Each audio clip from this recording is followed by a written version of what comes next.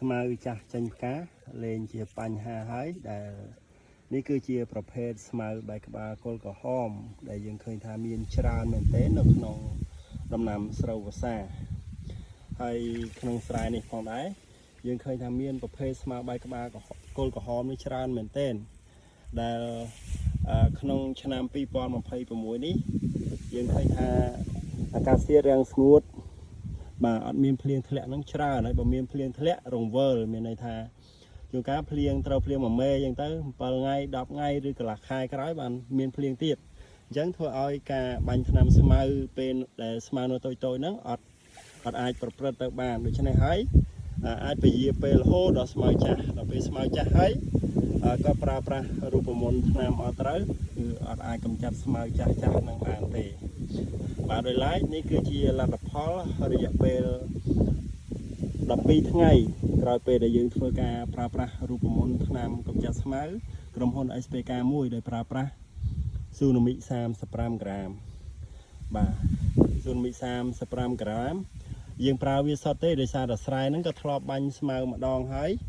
អញ្ចឹងប្រភេទកជីបហើយនឹងប្រភេទស្មៅតុនស្មៅវ៉ស្មៅចបផ្សេងទៀតអត់មានអញ្ចឹងមានតែស្មៅបែកក្បាលគល់ក្រហមឬក៏អ្នកខ្លះគាត់ហៅថាស្មៅពោះក្របី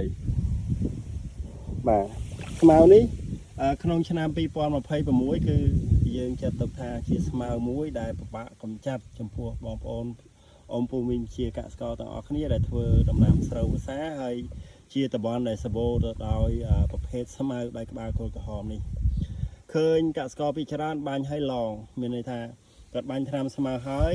7ទៅ12ថ្ងៃក្រោយស្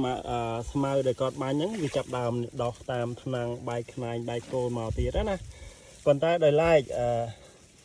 ចំពោះការដែលប្រើប្រាស់ស៊ូណាមិ35ក្រាមអញ្ចឹងយើងឃើញថាអត់មាន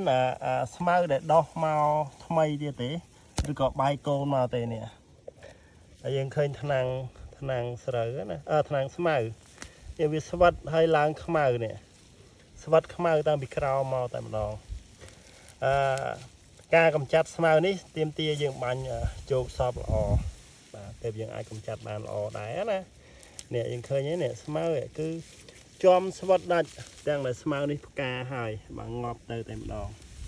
បាទស៊ូណាមិ35ក្រាមល្អមែនទែនផលិតផលក្រុមហ៊ុន SPK 1ដែលយើងបាញ់ហើយនេះឃើញស្មៅដែលចេញផ្កាចាស់នេះណាគឺវាខ្មៅដាច់គល់ដាច់តាមថ្នាំងតែម្ដងហើយស្មៅចេញផ្កាហើយបើយើងបាញ់ឲ្យ7-8ថ្ងៃយើងមើលអត់ដឹងថាស្មៅហ្នឹងងាប់ឬមិនងាប់ទេចាប់ផ្ដើម10ថ្ងៃទៅ12ថ្ងៃបានយើងចាប់ផ្ដើមឃើញស្មៅក្រហមហើយតាមថ្នាំងរបស់វាគឺដាច់ខ្មៅបែបនេះបាទស៊ូណាមិ35ក្រាមស៊ីសន្សំ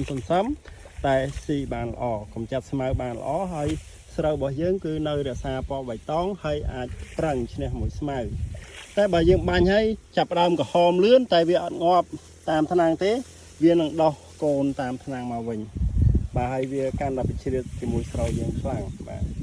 តែបើសិនវាងាប់ក្រហមសឹមចេះទៅស្រូវយើងប្រឹងឡើងរួចស្រូវយើងជន់មួយស្មៅវិញបាទមានន័យថាវាឈ្នះជាមួយស្មៅណាបាទនេះគឺប្រសិទ្ធភាពដែលយើងធ្វើការប្រើប្រាស់បាទស៊ូណាមិ35ក្រាមបាទសូមអរគុណ